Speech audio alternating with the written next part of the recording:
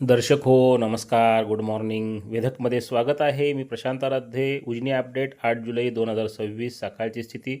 उजनी धरण हे उपयुक्त पाणी पातळीत भरण्यास सुरुवात झाली आहे. सकाळी 6 वाजता ते उपयुक्त पातळीत 4.90 म्हणजे 5% इतकं भरलं होतं.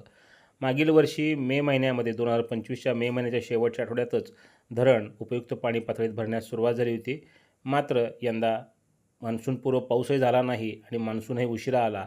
त्यामुळं धरण जुलैच्या 8 तारखेला पहाटे 1:30 वाजल्यापासून उपयुक्त पाणी पातळीत भरण्यास सुरुवात झाली आहे. सकाळी ते 5% अशा स्थितीमध्ये होतं. धरणामध्ये येणारी पाण्याची आवक ही जरा कमी झालेली आहे. ती 1,17,263 क्युसेक इतकी आहे.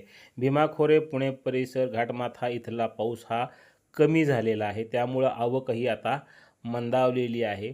दरम्यान खडकवासला धरण हे भरलं आहे. त्यामुळे या धरणातून पहाटेपासून 14,393 क्युसेकनं पाणी सोडलं होतं. हा विसर्ग वाढवून आता 22,880 क्युसेक इतका करण्यात आलेला आहे. त्यामुळं हे पाणी उजनीमध्येच येणार आहे, पुणे बंड गार्डन इथून. यामुळे याचा फायदा उजनीला होईल. येत्या काळामध्ये उजनीची पाणी पातळी आणखीन वाढणार आहे.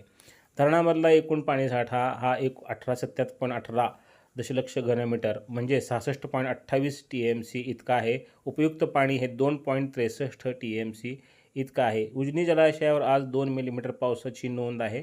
आत्तापर्यंत उजनीवर 84 मिलीमीटर पाऊस हा नोंदला गेला आहे.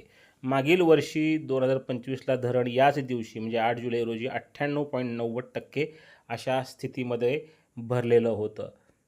नीरा खोऱ्यातही जोरदार पाऊस झाला असून तेथील 4 धरणांमध्ये मिळून 50.49% इतका पाणीसाठा झालेला आहे. मागील वर्षी याच तारखेला 70% ही 4 धरणं भरली होती. मात्र यंदा उशिरा मान्सून सक्रिय झाला आणि नीरा खोऱ्यातील धरणं मात्र झपाट्यानं भरू लागलेली आहेत. मागील 24 तासात या 4 धरणांमध्ये 6.21 TMC पाणीसाठा हा वाढलेला आहे. आज भाटघर धरणावर 63, देवघरवर 90, वीरवर 55 आणि गुंजवणी धरणावर 162 मिलीमीटर पावसाची नोंद आहे.